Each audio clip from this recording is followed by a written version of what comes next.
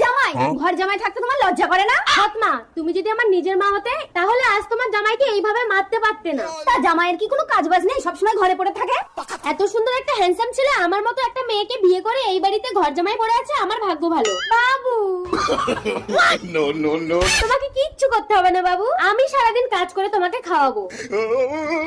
আমি তাহলে কাজে গেলাম। সৎমা, আমি আসি। रुको जरा सबर करो रुको আরে, আমি তো আমার ব্যাগটা ফেলে এসেছি। গেট বন্ধ করে শাশুড়ি জামাই কি করছে? আরে কংস তুমি জানো না তোমারই মরণ।